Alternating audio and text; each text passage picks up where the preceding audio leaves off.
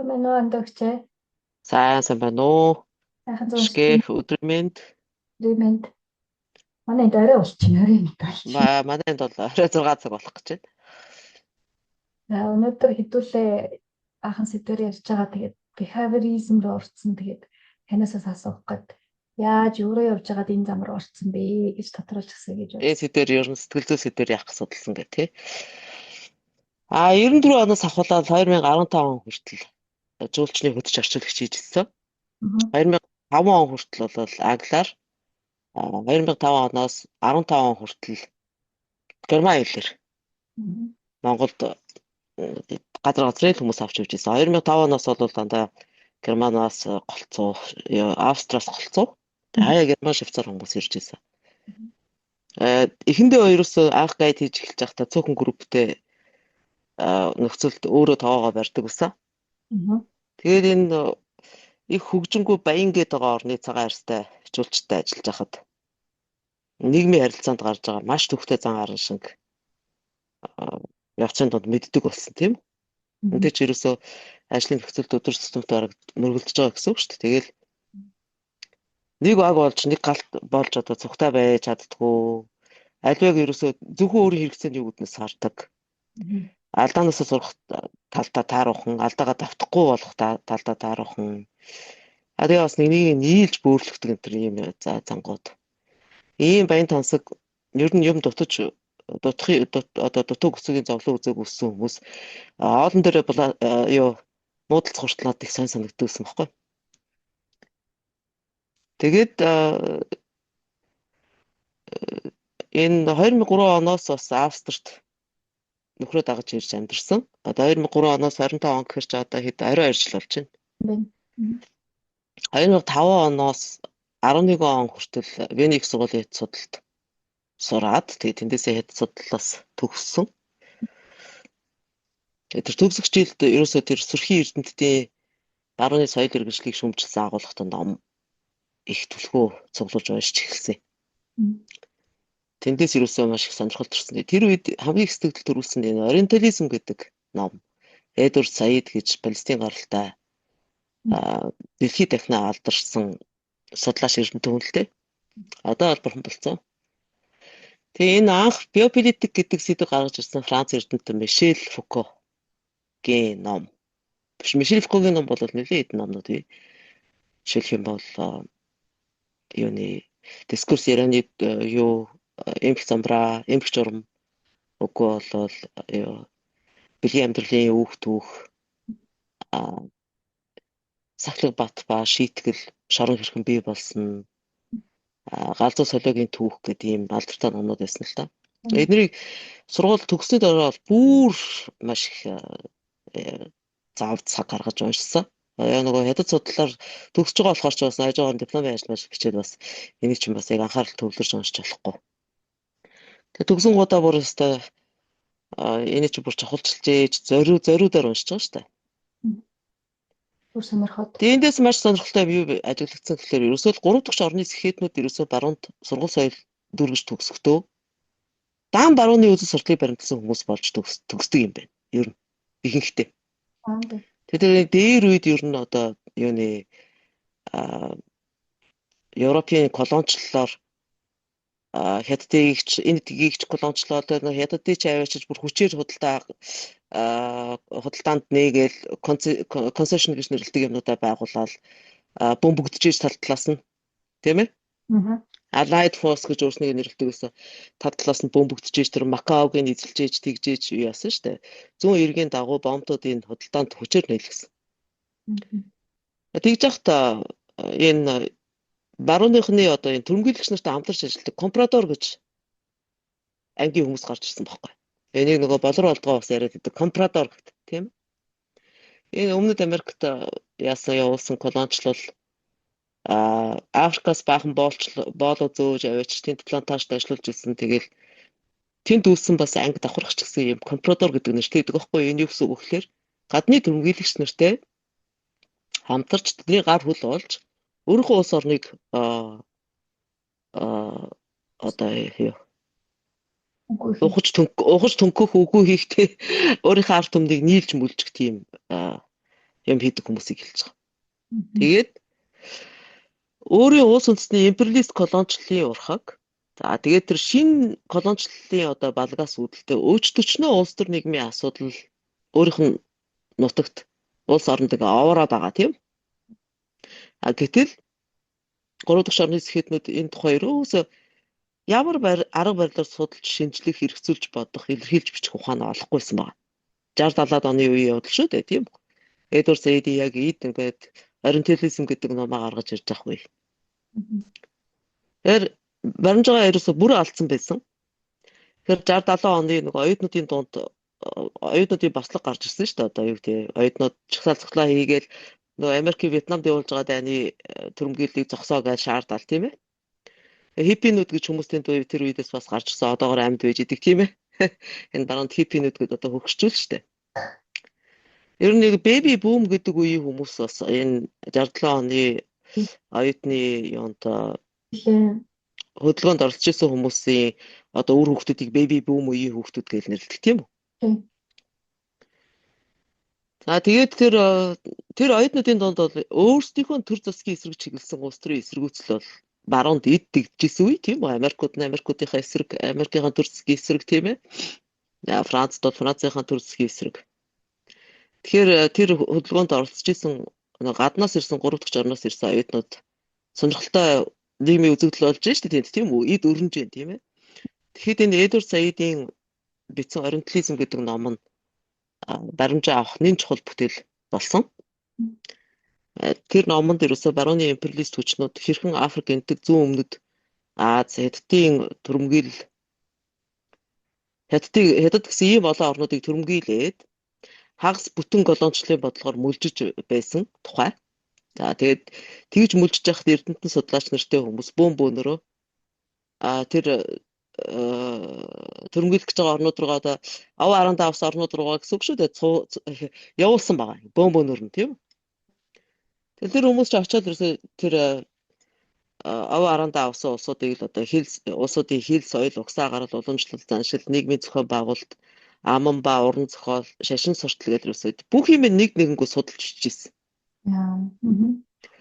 Тэгээ ингээд судлуулах тусмаа энэ ард түмэнд ороодж исэн. Ерөөсөө энэ мүлжлэгийн эрч далаац улам чангараад байсан тийм. Мгм. Тэгээ ерөөсөө ийм судалгааны түгээмэл чанар бол өөрийн хүчрэг орны төр засгаас явуулж байгаа. Тэр колоничлалын түрэмгийлэлд хэрэгтэй мэдлэг цуглуулж боловсруулж өгөх. Тийм ээ? Тэр түрэмгийллийг одоо далимдуулж тэрний далмаан дор тэгж явж өөрөө алдар нэртэй болж элдэг эрх ям эдлэх өндөр цалинтай ихтэй сургуулийн одоо профессор болох тийм ээ? Овийн ашиг хонжоо олох ийм зорилготой судалж исэн байна. Яавал илүү авсан тийм. Тэгээд бас тэр тухайн улс орны одоо дээд ангийнханд барууны үзэл сурталаар нөлөөлж өөрсдөдөө урвуулах, тарих угаах зорилготойсэн байхгүй. Тэгэхээр манайд бол сая 90 оны араас яг бид нар ч одоо ямар ч бэлтгэлгүйгээр капитализм руу өсрөө орсон хүмүүс тийм ээ. Тэгээ нэг тийм одоо гадаад ертөнц рүү хаалттай байсан улс орнд тохиолддог нэг тийм түгээмэл чанар гэдэг юу гэхээр нэг цангасан үхэр худаг дээр ирж байгаа юм шиг л болсон л та бид нар. Тэгээ гадны ямиг их сонирхож яаж исэн би ч гэсэн бас залуу байхдаа одоо тэр англи хэл өөрөө бие дааж үзэл тэгэл жуулчныг тэгээд явж байгаа ч одоо эдний барууны одоо энэ соёл иргэншлийг энэ хөгжлийн одоо шүтэж бишрээл хэвээр яагаад ийм лут юм бэ мундаг юм бэ гэж явж исэн цаг үе шүү дээ. Тийм үү? Энэ залуу хүнд байдаг л онцлог тийм ээ. За тэгээд энэ хятад судлаас төгсөөл энэ номыг уншаад бол ерөөсөө маш гүнзгий сэтгэл төрүүлсэн. Тэгээд нэг сони юм ингээд нөхөртөөгөө хуваалцах гэхээр хүлээж авдаг. Өгөөсгээд идэв. Өгөөсгээд идэв. Энэ номыг ерөөсөө дөнгөж сүгэж үзээл уурлал уншихаас татгалзчихж байгаа. Тэгээ би бас дотроо гайхажсэн л та ингээд анх битэр ингээд танилцахтаа бол ерөөсөө хайрцагнаас гадуур сэтгэдэг юм шиг тий. Энэ барууныхаа капитализмыг дэмждэггүй юм шиг надад ер нь тгий санагдчихсэн. Ер нь юм болгонд нээлттэй ханддаг тийм хүн байсан. Гэтэл яг энэ өөрийнх нь системийг тогтолцоог шүмжилсэн юмыг болохоор уншихгүй ингээд няцааж байгаа надад бол маш сонь санагдчихсан байхгүй. Тэ? Тэгээд тэр үед бол яг Монголын өнгөрсөн 30 жилийн сүйтгэл яг эд өрнж исэн үе тий. Тийш одоо 2011 онд төгслөө гэдэг чинь. Тий. Тийм учраас ерөөсөө тий. Нөгөө юуны махны байр мэрийг сүйдэлдэг чи бол 18 оны явдал лөө. Хэзээ лээ? 2008 оных. 8 оных тий. Яг нь 2008 онд тийм бужигнаан болоод тэгэл 11 он гэхэд сургууль төгсгöd ерөөсөө миний сэтгэл бол их үүмж төгшүүртэй байсан тийм. Ер нь манай улс орн хайшаа яваад байна вэ? Бид нар ер нь юунд ингэж тархиа угаалгах байна л тийм ээ. Тэгээд нөгөөтэйгөр бас энэ амьдралынхаа замыг холбосон хань ижил маань хүртэл энэ нүдний өмнө болж өнгөрч байгаа явдлыг үгүйсгэж булзааруулад байгаа байхгүй юу? Үл хэрэгсэд. Үл ойшоод. Тэгээд хамгийн ойлгомжгүй тэр араб хэл соёл маш сайн судалсан, арабаар чөлөөтэй ярьдаг, туркээр чөлөөтэй ярьдаг, бичдэг. Энийгээрээ бүр бичиг үсэг тайлгдсан шүү дээ одоо. Энэ хэлүүдээрээ чөлөөтэй уншиж бичдэг байхгүй юу? Африк, Хойд, Өмнөд Америк, Азаар ерөөсөө яваагүй газар байхгүй. Европын хэлнээс бол Франц, Испани, Англиар чөлөөтэй ярьдаг тийм хүн. Тэгэхээр нийт 5 гадаад хэлтэй. Тэгэхээр тэр олон ард түмний одоо нутгаар яваал одоо тэр соёлын ингээл сонирхол жуулчин дагуулччил үзүүлэл харуулад ингээд явж байгаа юм шүү дээ. Тэгсэн мөртлөө тэр олон орны ард түмэн жилээс жилд ямар ч зовлон зүдгүүр шүү дээ. Улам гүнзгий унж байгаа. Өр ширэнд унж байгаа тийм ээ. Өрөөлөн байгаа орчны хичнээн сүйтгэж байгааг ерөөс огтоохгүй байгаа явдал надад их сайн байсан байхгүй. Тэгэхээр бол яг хувийн үднэс хань ажилтаа буруугүй дайрч давчлаагүй зүгээр ерөөсөө яагаад яагаад ингэж хийгээгүй юм бэ те. Тий. Энэ улс төр нийгмийн сэдвэр ерөөсөө төр тар хийгээд юм биш үү? Тийм учраас энэ номнуудыг улам унших тийм сонирхол төрөхгүй юм. Яагаад юм бэ тийм ерөөсөө гэл тий.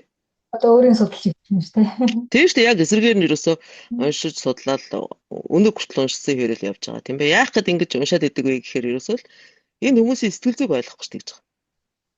Хүний сэтгэл зүй ерөөсөө ямар учраас ямар шалтгаанаар ийм их одоо хүрээлэн байгаа орчин их байгаль ургамал амьтны төрөл зүйл өөр улс ардад хөнөөлтөй нүсэр тусалд ингээд чирэгдэж ороод тий идэвхтэй оролцоод ингээд яваад идэм бэ. Хилцэж бүтэлцээд энэний эрг шург болоод яваад идэм бэ гэсэн асуулт өдий болтол амар зэ үзүүлдэг. Ерөөсөө уншиж судлаад ерөөсөө олсон хэд хэдэн чухал хариултын нэг нь ерөөсөө хүний бүтээлч мөн чанар. Бүтээлч байна гэдэг чинь ерөөсөө дан ганц бурханлаг сайн сайхан гэгээн бүгээн чанартай байдаггүй юм байна.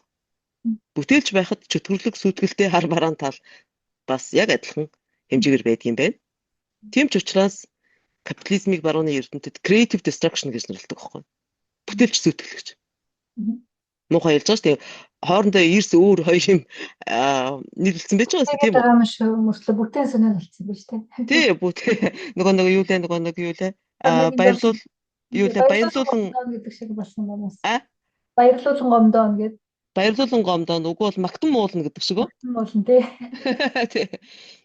Тэгээ хажин жигтэй парадокс сонсогдож байгаа тийм ээ. Гэхдээ энэ бол ерөөсөө яг механизмын мөн чанар нь.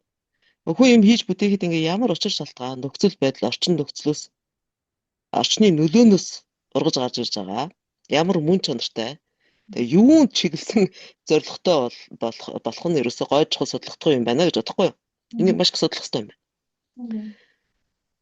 Дэлхийн 2 дугаар дайны дараа Америкийн аж үйлдвэр ингээл зах зээлийн эрэлт хэрэгцээс хэтэрсэн их юм үйлдвэрлээд энийг агуулгахтаа агуулганд бүр хахаад байдаг, хагад цацаад байдаг тийм дүүрсэн. Бүтээгдэхүүнээ яаж борлуулахыг гэсэн ганцхан толгойн өвчтөй сууж исэн гэж байгаа. Тэгээ борлуулж чадахгүй байгаа гол шалтгаан нь ерөөсөө тэдний тэр ягштлаа чийжилсэн эдийн засгийн онол байсан гэдэг. Юу гэхээр хүн ингээд ерөөсөө нэг тооцоолон бодох шиг энэ рационал ухаан гэлдэж дээ шүү дээ. Ийм рационал ухаанаар ингээд эдийн засгийн харилцаанд ордог. Тэр өртөг зардал тэгэл орлогоо зохицуулдаг юм шиг боддог байхгүй. Тэгэл тийм рационал ухаанаар барилжаа намаа хийдэг, худалдаж авах, эд бараа бүтээгдэхүүн сонгодог гэсэн ийм ойлголт явж байгаа. Тэгсэн одоо энэ нөгөө нэг Джон Майнард Кейнс гэл нэг нөхөр өгдөг та. Кейнс гэл энэ нөгөө сонгодог эдийн засгийн одоо гол онолч гэж үздэг шүү дээ, тийм үү? Бидний эдийн засгийн одоо онолын ерөөсөө гол одоо юуг нь суурийг тавьж гисэн хүн тийм. 20 дугаар зууны гарамгай эдийн засагч гэж явдаг. Тэгсэн чинь тэр Джон Майнард Кейнс гэдэг хүн ч гэсэн тэр номондоо ийм байдгүй маа гэж биччихсэн гэж байна. Тэгээд юу гэж хэлсэн гэхээр ерөөсөө animal spirits гэж ийм хүнд ийм нөлөөлдөг одоо нөгөө Карл Юнгийн хэлдэг тэр архетиптэй их төстэй байхгүй. Ийм амьтны сүнс гэж хүнд ер нь байд юм байна. Тэгээд тэр нь хүнд ингэж нөлөөлж эдийн засгийн энэ үйл ажиллагааг нь өдөртөж идэм байна, нөлөөлж идэм байна гэсэн тийм юм бичсэн байна. Тэр номдоо. Тэгээд тэгсэн чинь тэр юуг нь номыг хэвлэгчсэн хүмүүс нь тэрийг ойлгохгүй болон учраас тэ шалахгүй боловсралтай редакторууд лсэн байгаа байхгүй. Тэрийг хасаад хэвлэлсэн гэж байгаа. Эмхтэйгэд. Тэр нь танад аваад үлчихгүй. Тэгээд тэгсэн чинь бүр хизээ хойно 2008 оны нөгөө Америкийн санхүүгийн хямрал болсон шүү дээ. Тэрний араас энэ George A. Akerlof гэдэг одоо Akerlof гэдэг шиг санаж байна. Akerlof гэдэг лөө одоо дэлхийн эдийн засгт бас нэртэй Нобелийн шагнал авсан баг шүү. Ийм эдийн засгч байж байгаа. Нөгөөх нь Роберт J. Shiller гэдэг ийм хоёр хүн хамтраад Animal Spirits: How Human Psychology Drives the Economy and Why It Matters for Global Capitalism. Амьтны сүнс. Хүн эдийн засгийг хэрхэн сэтгэл зүгээрээ хөтэлдэг вэ? Энэ нь яагаад энэ дэлхийн капитализм тамаатай болох тухай гэсэн ном хэвлүүлсэн гэдэг байгаа. Энэ номондоо тэр хүний амьтналаг чанарыг эдийн засгт ингэж тэгж ашиглаа гэсэн агуулгатай биш. Харин ингэж ашиглах нь биднийг ер нь одоо мөхөлд хүргэх гэж шүү. Мөхөлд хүргэж байгаа тухай харанга дэлгэсэн бүтээл гэдэг байгаа. Яасан яг нэг дэлхийн 2 дугаар тань нарын яасан гэхээр ингээл Америк үйлдвэр худалдаа эрхлэгч нар бүтээгдэхүүнээ зах зээлд борлуулж чадахгүй гэжлээ шүү дээ. Тэгэнгუთ тэд зөвлөгөө өгөөд борлуулах арга зааж гисэн хүмүүс нь сэтгэл зүйч нар байхгүй. Ингэж байна. Сэтгэл зүйч нар. Тэд нар тийм юм боловсруулж зааж гисэн. Муу аргыг. Тэгээ юу гэж хэлсэн гэхээр ерөөсөө энэ зар сурталчилгааг биш дээ хүний дарагдмал бухимдал хоёул тачаал ганцаардал айдас үүс гэдэг өөрөө ухамсартайгаар сайн мэдэхгүй сэтгэлийн гүний асуудлыг нь хөндөх. За апил гэж ярьдаг англиар тийм үү? Өдөөн дуудах маягаар ийм агуулгатай хийх хэрэгтэй. Тэгжээж ийм одоо юу гэдэг хэрэглээнд өдөөн дуудаж элдв янзын хэрэгтэй хэрэггүй хог үйлдвэрлэж байгаа шүү дээ. Тэрийг авдаг болгоно гэж. Муухай байгаа юм шүү. Тэгээд ийм юм заагаад өгсөн. Тэгээ энээс болоод одоо бид нар мөхөл рүүгээ явж шүү гэсэн ийм харанга дэлгэсэн ном бичсэн л гэдэг юм л да. Одоо энэ амьтны сүнс хүн эдийн засгийг хэрхэн сэтгэл зүгээрээ хөдөлдөг. Энэ нь яагаад энэ дэлхийн капитализм тавантай болох тухай гэсэн ном гаргасан байгаа юм 2008 онд. Тэр чинь эдийн засгийн хямралын дараа нь юм уу өмнө нь юм уу? 2008 оноос хойш тий яг эдийн засгийн хямралын дараа ахгүй. Тэр нөгөө юу гэдэг real estate юу гэдэг лээ. Mortgage-ийн юунууд чинь crash болсон шүү дээ. Immobilian юу real estate юу лээ. Financial crash гэдэг лээ тий. Нэг баахан хүмүүс нөгөө нэг mortgage гэдэг нөгөө зээлийн байрнуудаа төлж чадахгүй гудамжинд гарцсан шүү дээ. Тэгээд одоо нэг аимшигтай бичлэгнүүд явж идэг тийм үү. Гудамжинд ингээд юусэн нэг юу био хог гэдэг шиг л ингээд хөглөрсөн байж байгаа тийм үү Америкт. LA, Chicago энэ төр хотуудын гудамж аимшигтай гэдэг дээ тэр ядуучдын хараал нь бүр ингээд пик ингээд мацрал бодсонд яатсан масарцсан бас залуучтай байж байгаа тийм. Хүн хог гэх юм одоо тийм. Тэгээд энэ анх ерөөсөө ямар юм хийсэн гэхээр ерөөсөө Ручерс их сургуулийн сэтгэл зүйн профессор байсан хүн гэж байгаа. Доктор George Horsley Smith гэдэг хүн. Motivation Research and Advertising and Marketing гэдэг гарын авлага анх гаргасан. Тэр гарын авлага хувцсны үйлдвэрийн зориулж бичсэн гэж байгаа. Тэгээд тэр одоо Motivation Research and Advertising and Marketing одоо хүний одоо урам тэ юу одоо хүний урмыг одоо зар сурчлаганд одоо зах зээлийн борлуулалтанд судалсан гэдэг тийм үү? Тэ? Хүний мотивац талаас нь энэ зар сурчлагаа борлуулалтын борлуулалт ашигтайгаар одоо хүний мотивацийг судлаад байна шүү дээ. Тийм үү? Тийм ном бичсэн байна. Гарын авлага. За тэгээд энэ A Directory of Social Scientists Interested in Motivation Research гэж одоо хүний урам зориг сонирхдаг нийгэм судлаач нарт зориулсан жагсаалт гэдэг. Ийм гаргаж гисэн даа. Энэ жагсаалт ерөөсөө Америк үйлдвэр худалдааныхны одоо хүссэн хүлээсэн мэрэгжлийн мэдлэг танилцах гарын авлага болсон гэж байгаа. Тэгэл Times, Printers Inc, Business Week, Trade гэл сонин сэтгүүлийнхэн ийм нийтлэл номыг алга ташин хэвлүүлж хөхүүлэн дэмжижсэн. Энэ шинэ арга барилыг ингээл өөр одоо бас Чикагогийн ирчүүд гэж нэрлэдэг байхгүй Chicago Man гэл. Нэг хэдэн еврей гаралтай хүмүүссэн ба Австри Вена хотоос гаралтай цагаач доктор Эрнест Дихтер гэж хүн. За. Украинаас гаралтай цагаач Луис Ческин гэдэг нөхөр. Бүгдээрээ сэтгэл зүйчнэр гэж байгаа. За.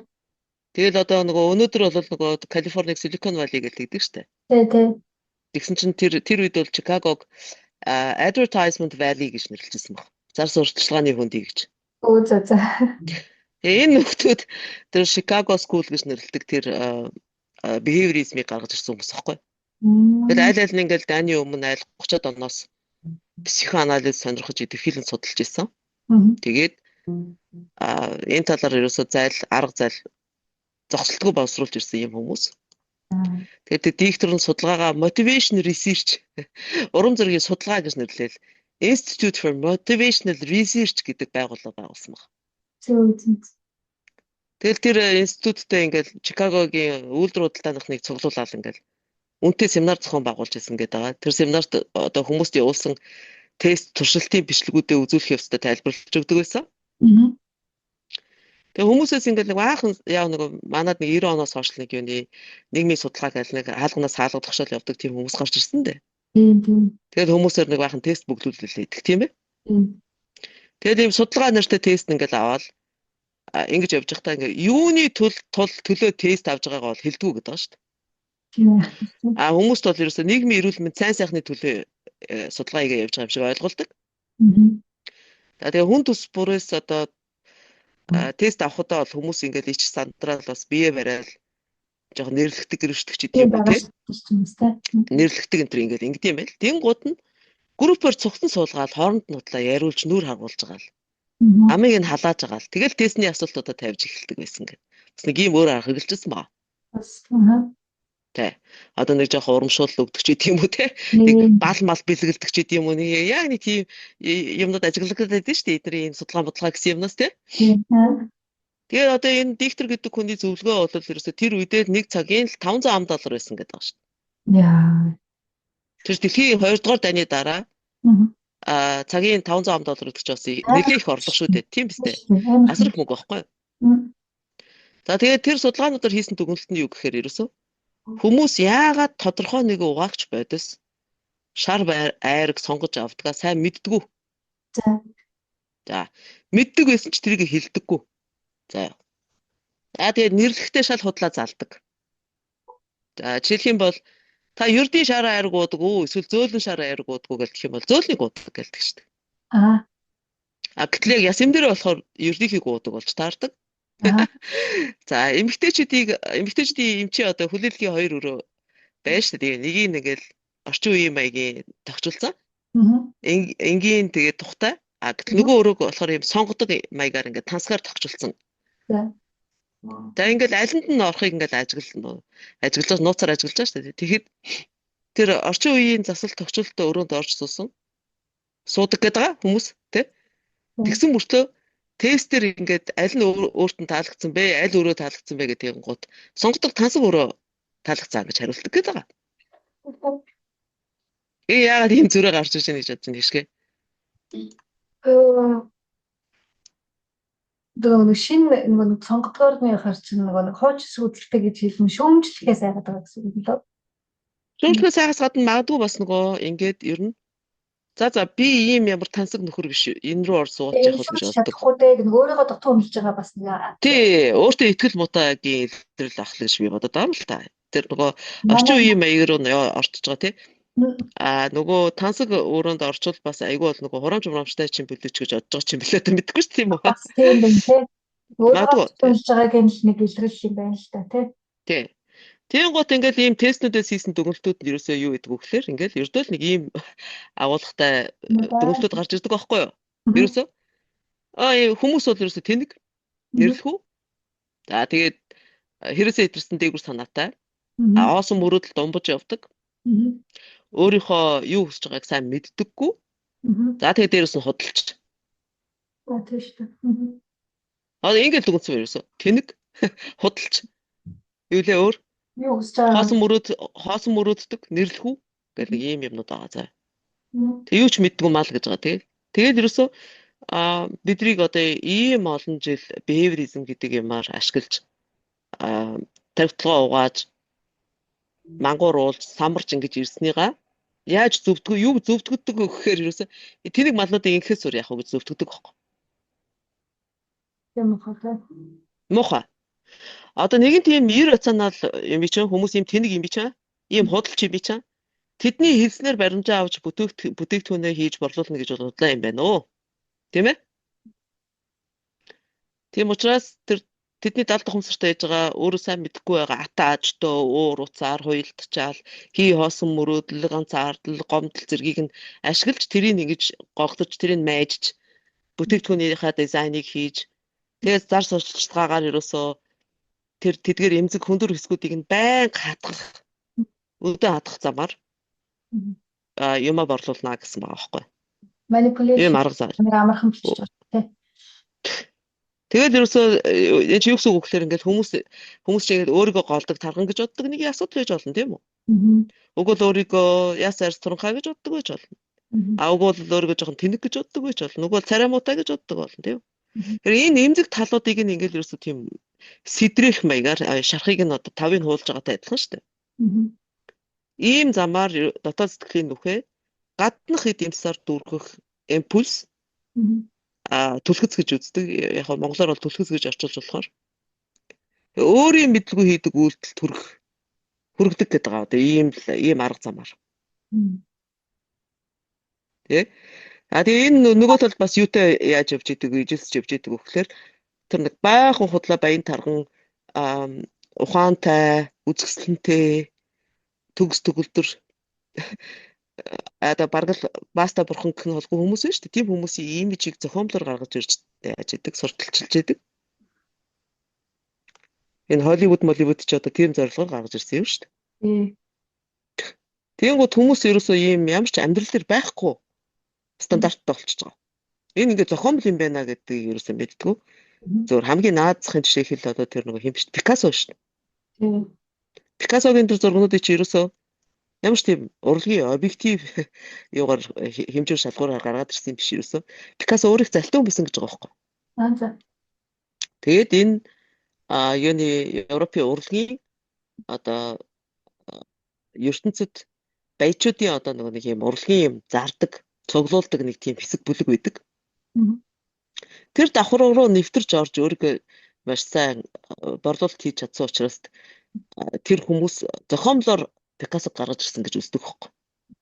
Network сайтаа танилын үрээгээ сайн хэлж чадсан учраас нөгөөдөл. Тий, тэднийг сайн найрах маягаар, найзлах маягаар тал мөрөө алгадаж хөзөөсөрөөр холбож явж ийж. Сайн судалсан хүн байж тээ. Тий. Тэгжээч тийм зорилго төрсөн. Гэтэ яг ясам дээрээ бол Пикассогийн бүтээлүүдийг харахад бол тийм сайхан урлаг гэхэр юм байхгүй шүү дээ. Тийм. Хамгийн инээдтэй нь хүмүүс Пикассог мандуулсан учраас автоматар мундаг гэж үздэг байхгүй. Тэгэл Пикассогийн үзэсгэлэн үзнэ гэж явдаг. Тэгээд энийг тэр Ческин гэдэг нөхөр шүү дээ. Энэ юунаас Украинаас ирсэн гэдэг байгаа тийм үү? Юу гэж нэрлэдэг гэж? Sensation transference гэж нэрлэдэг. Сэлдсэн мэдрэмж гэж, шилжсэн мэдрэмж гэж. Оноо шилжтэй. Гэхдээ тэр ийм сайн нэр томьёо гаргаж ирдэг байх. Тэгээд хүмүүс sensation transference гэхэл цаана яг ямар утгатай гэдэг нь сайн мэдэхгүй шүү дээ. Тэгээ зарим нь бол онцсон л юм шиг сонсогдсон, зарим нь бол ерөөсөө ямар штэ гэдэг нь тодорхойгүй үгнүүд бас байдаг аахгүй юу? Жишээлх юм бол энэ Ческин нь шүү дээ. Cola Research Institute гэдэг өнгөний бэлэгдлийн судалгааны институт гэж байгуулсан. Тэгээ энийг бол хүмүүс ингээ өнгөний бэлэгдлийн судалгааны институт гэдэг ингэхэр чинь энэ нөгөө зах зээл борлуулалттай холбоотой биднийг лөөвөрдөх гэж байгаа юм байна гэж бол мэдэхгүй шүү дээ. Энийг санд орохгүй байхгүй. Тэ? Гол зорилго нь бол ерөөсөө л ингээл тэр үйлдвэрлэгч нарын хэрэггүй хогийн зархад нь маш их тусалсан тийм институт. За жишээлх юм бол одоо ийм бод жишээ дээ байхгүй. Маргарин ерөөсөө худалдаж авдаггүй жий. Тийм. Хүмүүс Хортод гэж.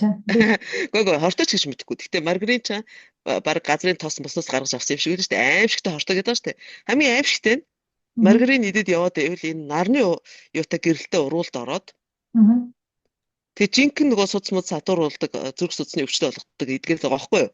Тэр нөгөө нэг муу липид холестерин гэж нэрлэдэг гэдэг дээ. Хүний биед байдаг муу холестерин. Тэрийг жинхэнэ бий болгодог гэдэг. Тэнгуут зориуд нөгөө эдрий чи энэ бас борлуулалтын энэ зах зээлийн бодлогонд бас хүн амыг цөөлөх бодлоготой хошиж явж идэг. Тийм ээ?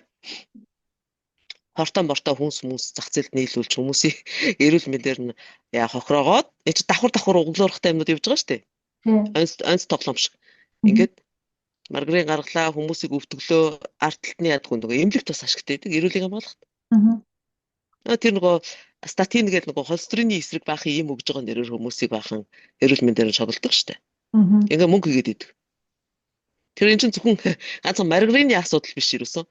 Хүмүүсийг өвчлүүлэх тэгээд дээрэс нь эмийн үйлдвэр эрүүлийн хамгаалахын тэрэн дээр нь ажиллах хоорондоо яатсан. Хувилдааны онолчд гэдэг энийг ингээ ярьсан хүмүүс төлөвчдөг болохоос шинэ чинь уул нь яг цаавар механизм нь яг үнэн бохгүй. Ийм гэдэг нь.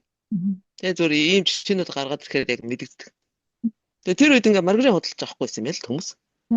Тэгсэн чинь ингээ чискин ингэж хэлсэн. Цэцгийн тосны өнгөнд хүмүүс дассан учраас цэцгийн тос ямар өнгөтэй дээ? Цагаан. Тэгээд цагаан шаргал өнгөтэй байгаа тийм. Тэгээ тийм учраас маргариныг өнгөнөөс нь болоод тоож авахгүй байна. Тэгээ ийм цагаан шаргал өнгөтэй болохыг зөвлөсөн баг. Тэгээд шавшар өнгөтэй байдаг гэсэн. Тэгээ Imperial нэртэй титэмний зурагтай цаасанд боосон маргарин ингээд нөгөө эзэгтэй нарыг цуглуулж эдэрч нэг тийм сонин юу суарэ гэж нэрлэдэг нэг тийм бүтээгдэхүүнүүдэд сурталчилж байгаа нэг тийм цайлах малах шиг юм идэг да тий гадаа годомжиндаг баахан өндөр ширээ мэрээ тавьсан байдаг нэг жижигэн ширээ тэгэл тэгээ тэн дээр нь вино тавьсан ч байгаа шиг тэгэл ингэж амсуулсан гэдэг байгаа тэгэл маргарин зарах гэж тэднийг малж байгаагаа бол ерөөсөө мэдээж хэлээгүй тэр эзэгтэй нарт бол тийм тэгэл ингээд Good Luck маргарин гэдэг л юм брендийн маргарин Америкийн зах зээлд анх оруулсан. Америкийн зах зээлийг байлдан дагуулсан л гэдэг. За энэ Philip Morris тамхины үйлдвэрийн зар сурталчилгааг бас хэмжих сайжруулж гисэн. Тэгэнгუთ олон нийтэд одоо хамгийн их алдарсан юу нь брэнд нь Marlboro тийм үү? Marlboro Man гэж алдарсан. Тэр Marlboro Man гэдэг нэг юм кабан малгайтай бугуул орцныг нөхрөөдөг та. Тийм. Marlboro тамхины юу сурчлаганд гардаг гэсэн да. Тэгээ тэр сурчлагыг чинь Cheskin гэдэг нөхөр хийж гисэн гэж байгаа байхгүй. За тэгэл бас Ford машины нүүр царайг имижийг нь хуг өөрчилж өөдөн татсан. Тэгээд бас энэ юунаас Австраас очсон гэд яриад байдаг Sigmund Freud-ийн Z үг гэж өөрийгөө худлаа яриад яваад байдаг. Эдвард Берни гэж нөхрөөсөн. Америкт Эди Берни гэж нэрлэдэг. Тэр бол ерөөсөө юутай Зигмунд Фройдтай бол цусан төрлөөрөө холбоотой биш яг аваагийнх нь л хамаатан байсан юм шиг үлээ л дээ. Тэр чи одоо бас очиод энэ автомашины үйлдвэрийн Ford Motor машиныханд чинь бас энэ юу зар сурталчилгааг зааж өгвөл. Тэгээл одоо энэ эмэгтэйчүүдийг тамхинд оруулах тамхины үйлдвэрт. Эмэгтэйчүүдийг тамхинд оруулах арга зааж гисэн. Юу гэж? Нөгөө феминист гэдэг юун дээр нь хөдөлгөөн дээр нь ажиллаад ингээд эрэгтэй хүнтэй эрэгтэгч гэж ойлгуулах хэрэгтэй гэж. Тэгээ шуурсан л гэдэг байгаа ш түүхнүүд чинь. Амар. Ингээд хүүхнүүд ерөөсө тоохгүй юм байл та ингээд тамхи тат зааж өгөх гээд ядчихгүй эдэр те. Ингээд тамхинд оруулах гэдэг ш тамхи зарах гэж ингээд сурчлаа. Тэг чи ерөөсө авдаг. Тоодох тамхи тат сурдаг. Тэгэнгუთ ингээд тамхи татвал та нар эрэгтэй хүнтэй эрэгтэгч болно шүү дээ гэдээ ойлголцож байгаа байхгүй. Зар сурчлагаа тэгж хийчихэж байгаа. Амар энэ тий. Тэр хүний хэрэгцээн дээр нь дултуудаа л ашиг олоод байна гэсэн үг шүү дээ. Тий, ястай муухай. Тэгэл одоо энэ сэтгэл зүйч нартай залтнууд За тэгээд тэд нэр бүтээгдэхүүнээ яаж борлуулахаа заалгаж аваад олон нийтийг одоогоороо олон 10 жил мөлжиж яваа хүмүүс нэг л бодол байгаа ерөөсөө эднэрт. Юу гэхээр тэнэг малнуудыг ашиглахаас яадгийн хохин ийм бодолтой байхгүй. Тэгэхээр барууны хүмүүст бол ингээд бузар булгаа булзаар бол хоёр янзын арга байдаг. Нэг нь болохоор ингээд хүний түүхэнд ийм явд хизээд байсаар ирсэн мэтэр булзааруулдаг. За энийг цаг хугацаанд булзалт гэж ойлгож болохоор тийм үү? За нөгөөх нь бол орон зайны хувьд ингээд энэ Ираклип, Сирмир гэх энэ ойролт орнд ийм дарангуулагч нар гэж бодлоо тэдрэлүүд арай л тэнд зохиомлоор дайн дэгдэгээл. Тэр арт түмний толгойг тархилгыг нь угаагаад бодлоо дарангуулагч нараас нь салгаж шөлөөлж өгч байгаа юм шиг. Орос хятад гэдэг орнууд руу бас муу мухаар түлхдэг, уруугаараа чичдэг те. Гэхдээ арай ч одоохондоо дийлэхгүй л байгаа байхгүй энэ хоёрыг. Тэгээ энэ бол ингээд орон зайны булзаар булзалт гэх юм уу те. Тэгэл энэ одоо дэлхийн өөрөөр арт түмний одоо янз янзын үлгэр домгийг ингээд уншихаар ч ерөөсөө тийм хүмүүсийг тэнэг учраас ашиглаж болно гэсэн юм байдгүй юм да. Их сонио. Жишээлх юм бол энэ дэлхийн одоо үлгэрийн одоо хамгийн гол цомог гэж үздэг, анхны ундраг гэж үздэг эртний энтгийн панчатантра гэж үлгэр байгаа. Үлгэрийн цомог. Энэ үлгэрийн цомог бол тэр одоо эртний энтгийн хаад ноёд хүүхдүүдтэй одоо элит нь гэсэн үг шүү дээ. Тийм ээ? Хүүхдүүдтэй хүн болгож төлөвшүүлэх гэж хар багаас нь уншиж өгч ирсэн үлгэрийн цуглуулга байхгүй. Тэгээд дэлхийн бие соёлын гайхамшиг гэж үздэг. Тэгсэн тэр үлгэрүүдээс одоо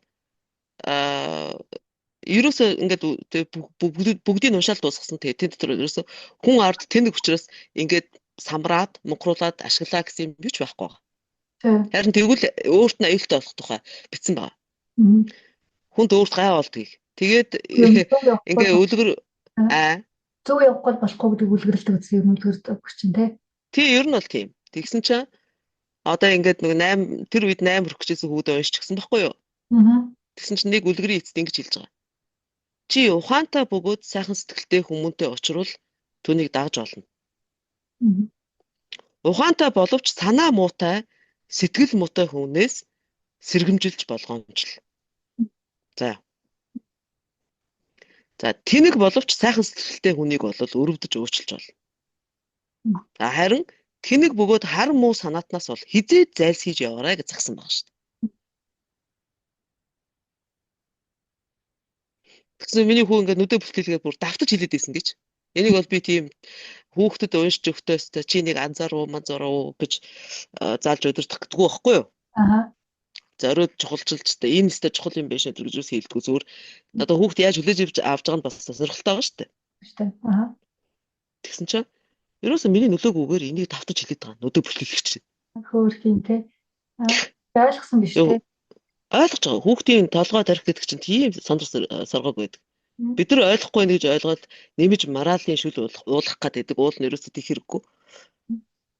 Энэ одоо энэ дэлхийн үлгэрийн дээж гэж нэрлэдэг байгаа энэ үлгэрүүдэд бид нар багаас нь хүүхдүүдэд уншиж өгч явах хэрэгтэй. За хоёлаа өнөөдрийн түргээд яах вэ? Яриагаа.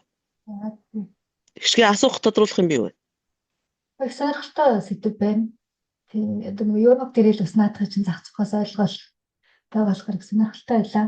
Бас нээр сонирхол цаашаа лавшруулж уншмаар юм байна. Одоо ч тэр Amazon чинь бараг зөвхөн хэрэгцээгээ чинь хангаал 30 минутын дотор өдөртөө нөгөө шипинг явуулдаг болцсон итгэж шүү дээ. Амар гоо шүү дээ. Тий. Тэгээд ерөөсөө одоо энэ манай төр засалд гарсан энэ хүмүүс шүү дээ. Энийг надад сони санагдаад байдаг байхгүй юм чинь хүмүүс одоо мунхарлаа гэхэд бас арай юу даа гэмээр. Энэ одоо ураныг ингэж бодоод байгаа юм уу? Уулных нэг нь шилж сонгоо шарчна. Өөрснийг нь бол хордлохгүй юм шиг бодоод байгаа юм уу? Тийм. Тэр сонин биз дээ. Тийм шүү дээ. Тэг буулчаар наа чи яахчгүй шүү дээ гэдэг тэгснээ газар яриад байгаа. Тий. Тэр одоо ер нь ураны цацрагийг бол өөрснөө тариа явуучих юм шиг бодоод тах шиг байна. Мөн уулных нь бол шарагдаад үлдэх юм шиг байна. Тэгж бодоод тах шиг байна. Гэхдээ сони юм шүү дээ. Хүний тархитлогоо ингэж иргэнэ гэдэг бас тийм манайхан толгоч яаж хамрахаараа ингэж ярьдаг да. Тийм. Просто нөгөө мөнгө цагаанууд улаан болцсон. Бүр юу ч хийхээс буцахааргүй сэтгэлгүй болцсон хүмүүс л юм л да. Саний энэ үлгэрт хэлсэн нөхдүүдээс одоо энэ ямар төрлийн хүнээс хизээ зайлс хийж явах гэсэн. Муу санаатай муухай Тэнэг хүн. хүн гэдэг байгаа шүү дээ. Тэнэг тэгээд ар муу санаатнаас хизээ зайлс хийж яваарай гэж загсан. За хоёлаа өөр асуух юм юу вэ? Баггүй дараагийн сэдвүүдээ бас холбогдуул нэмийг асуугаад явъя те. Тэгэл явъя да тий. Энэ бол анхны туршилт. Хоёлаа тэгээд нэг юм цуврал юм эхлүүлж байгаа тий. Эхлээд behaviorism-ыг ярьж дуусгачаад тэгээд араас нь хоёлаа бас биополитик гэж юу ямар юм байдгийг хүмүүс төргөнд өгчий гэж бодоод байгаа. Тэгээд энэ сургалтууд миний сэтгэл зүйтэй холбоотой сургалтуудыг сурахад зориулаад сэдвээр нь бэлтгэсэн сургалтнууд байж байгаа нүүр номонд боломжийн үнэтэй төлбөртэй сургалтнуудад оролцвол энийг маш их дэлгэрэнгүйгээр өргөн дэвсгэрээр нь гүн рүү нэвтэрч орж судалж ойлгож их олон юм сурч авахар тийм сургалтнууд байгаа. Миний нэг анду пэйж гэж нэг юм байгаа. Тэр анду пэйж рүү орж ирээд анду гэж кириллээр бичсэн. Тэр пэйж рүү ороод мессенжерээр надад юм мессеж явуулж олно. Хүмүүс бол сайхан ийм юм хайгаад ийм юм дутагдаад явж байгаа, ийм юмар цангаад явж байгаа мөртлөө бас би өөрөө нэг маркетинг хийж мэддэг болохоор намаагаа олж ирж чадахгүй байх шиг байна. Бас нөгөө хүн хэлхээс нааш цаас чичгээс нааш гэдэг шиг нөгөө тэрийг бүр ингээд нэрээ тэнштэй гэж бүр ухамсарлаж хүлээж авах нь сарай үл юу байгаа юм шиг байна те. Хол ах шиг байна. Харин тий. Behaviorism гэдэг энэ сэдвээр ярьсан хичээл чинь нэг бүлэг хичээл бүлэг групп пэйж нь хэрэглэгч бүтээгч болж хувирах сэтгэл зүйн арга зам мөн үү те. Тэр юуны сургалтын хичээлүүдээс л уншиж байгаа хоёлаа тий. Ярилцж байгаа тэр тухай. Саний өнөөдөр ярилцлах тул тий. Окей. За. Хэшгтэй маш их баярлалаа. Өдрийг сайхан өнгөрүүлээрэй.